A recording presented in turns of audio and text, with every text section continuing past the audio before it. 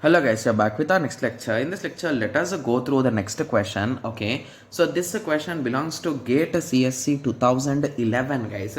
The given question is consider a relational table with a single record for each registered student with the following attributes.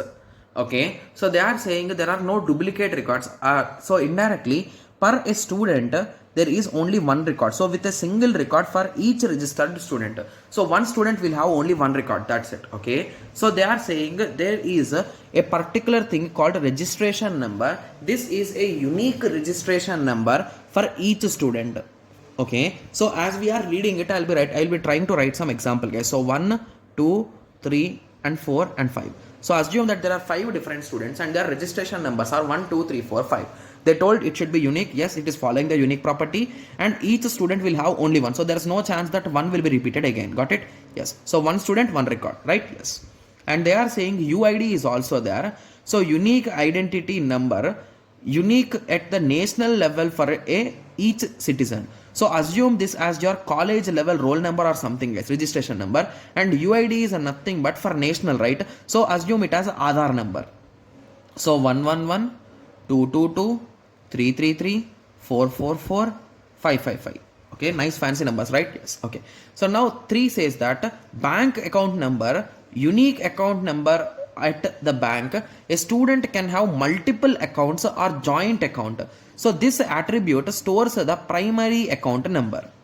Okay, so to be clear, this option is this third thing is a bit confusing, right? So he told that the account numbers are unique at the bank, but a student can have multiple accounts or joint accounts. So this attribute stores the primary account number. So basically it is going to store a primary account number, but there is a small confusion here, is that is this going to be unique or not, because he told that it is unique at a bank place, but he did not specify whether it is unique for this table, right?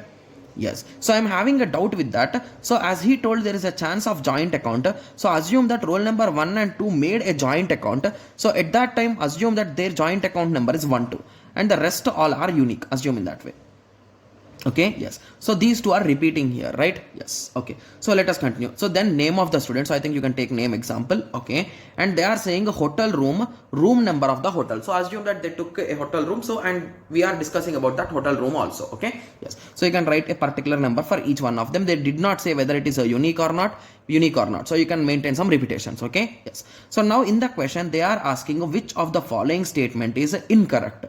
Okay, so let us start. So option A says that a bank account number is candidate key. I expected this option, guys. So that is the reason why I maintained duplicates. So if there are duplicates, can I uniquely identify any one of them, guys? No, right? So if you go to a class and say that, so assume that these are the 5 students in that class. If you go and say in the class that whose account number is 1, 2, please come outside. How many members will come, guys? 1 and 2 will come. They don't know whom you are calling, right? Because that's a joint account. So that is the hint. So with that understanding, we can say that this is the wrong option and option A is the correct answer. That's a funny thing that the correct option is A, right? Yes. So let us go to the next things. So option B says that registration number can be primary key. So the main word in registration number is unique registration number for each student. So with that understanding, you can say that yes, it could be primary key.